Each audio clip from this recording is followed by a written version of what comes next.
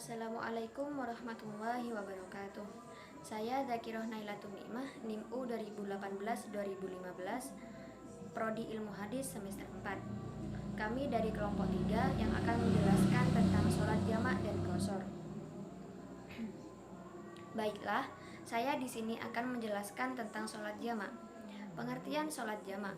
Sholat jamak ialah melaksanakan dua sholat wajib dalam satu waktu, seperti melaksanakan sholat duhur dan sholat asar di waktu duhur. Menjamak sholat seperti ini dinamakan jamak takdim, ataupun sebaliknya melaksanakan sholat duhur dan sholat asar di waktu asar dinamakan jamak takhir. Jadi, sholat yang boleh dijamak adalah semua sholat fardu kecuali sholat subuh. Sholat subuh harus dilakukan pada waktunya.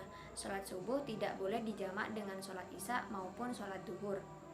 Dan untuk menjamak sholat harus sesuai dengan urutan waktu sholat yang telah ditentukan oleh Allah Subhanahu wa Ta'ala, dan tidak boleh menjamak sholat dengan membalikkan waktu sholat yang telah ditentukan oleh Allah Subhanahu wa Ta'ala. Jadi, sholat jamak ini dibagi menjadi dua, yaitu yang pertama jamak takdim, yang kedua jamak takhir. Jamak takdim ialah penggabungan sholat yang dilaksanakan pada waktu sholat yang pertama. Misalnya sholat duhur dengan sholat asar dikerjakan pada saat waktu sholat duhur. Dan yang kedua jamak takhir, sholat jamak yang dilaksanakan pada waktu sholat yang terakhir. Misalnya sholat duhur dengan sholat asar dilaksanakan pada saat waktu sholat asar.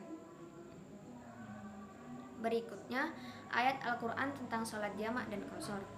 Sebagaimana firman Allah yang artinya, dan apabila kamu bepergian di muka bumi, maka tidaklah mengapa kamu mengqashar sembahyangmu, jika kamu takut diserang oleh orang-orang kafir.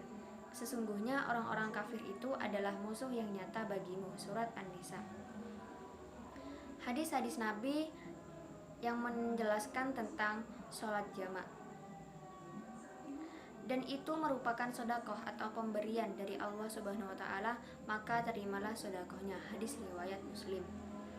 Sholat jamak lebih umum daripada sholat qashar, karena mengqashar sholat hanya boleh dilakukan oleh orang sedang bepergian atau musafir.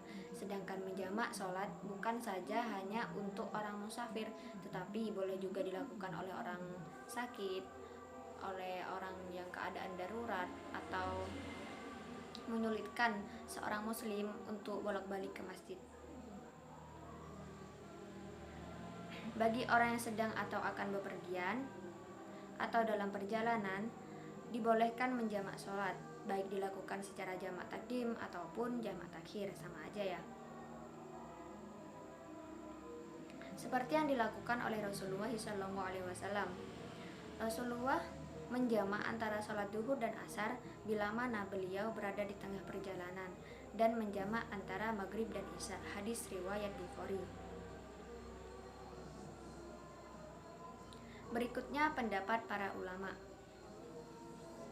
Para ulama juga berbeda pendapat beberapa lama perjalanan yang membolehkan musafir melaksanakan sholat jamak dan qashar. Imam Malik, Asy-Syafi'i dan Ahmad berpendapat bahwa maksimal 3 hari bagi muhajirin yang akan mukim atau tinggal di tempat tersebut. Dan berikutnya ada beberapa pendapat dari 4 mazhab Sunni, yaitu yang pertama pendapat mazhab Hanafi. Mazhab Hanafi ini meyakini bahwa pelaksanaan menjamak sholat tidaklah memiliki kekuatan hukum, baik dalam perjalanan ataupun tidak, dengan segala macam masalah, kecuali dalam 2 kasus hari Arafah dan pada saat malam Muzdalifah dalam berbagai kondisi tertentu. Pendapat mazhab Syafi'i ini meyakini diperbolehkannya pelaksanaan menjamak sholat bagi para musafir atau perjalanan jauh dan saat hujan serta salju dalam kondisi tertentu. Bagi mereka, pelaksanaan menjamak sholat seharusnya tidak diperbolehkan dalam keadaan gelap, berangin, takut, atau sakit. Ini pendapat mazhab Syafi'i. Berikutnya yang ketiga pendapat mazhab Maliki. Mazhab Maliki ini menganggap alasan untuk melaksanakan menjamak sholat sebagai berikut: sakit, hujan, berlumpur, keadaan gelap pada akhir bulan purnama, dan pada hari Arafah serta malam Muzdalifah untuk yang sedang melaksanakan haji dalam keadaan kondisi tertentu. Dan yang terakhir, pendapat mazhab Hambali. Mazhab Hambali ini memperbolehkan pelaksanaan menjamak sholat saat hari Arafah dan malam Muzdalifah, dan bagi para musafir, pasien-pasien, ibu menyusui, atau wanita dengan haid yang berlebihan. Kesimpulannya, sholat jamak ini ialah melaksanakan 2 sholat wajib dalam satu waktu, seperti melaksanakan sholat duhur dan sholat asar di waktu duhur. Dan sholat jamak ini dibagi menjadi 2, yaitu yang pertama sholat jamak takdim, dan yang kedua jamak takhir. Dan penjelasannya sudah saya jelaskan tadi di atas. Analisisnya, menurut saya, dalam kondisi normal, sholat harus dilaksanakan secara terpisah-pisah antara duhur dan asar, dan antara maghrib dan isya. Maka keringanan menjamak diberikan karena adanya sebab tertentu. Karena itulah, sebaiknya sholat dikerjakan secara terpisah ketika dalam kondisi normal. Hanya saja sebagian ulama memperbolehkan jamak sholat tanpa sebab dengan syarat sesekali saja dan tidak menjadi kebiasaan. Baiklah, sekian presentasi dari saya. Apabila ada kesalahan dan kekurangan, saya mohon maaf yang sebesar-besarnya.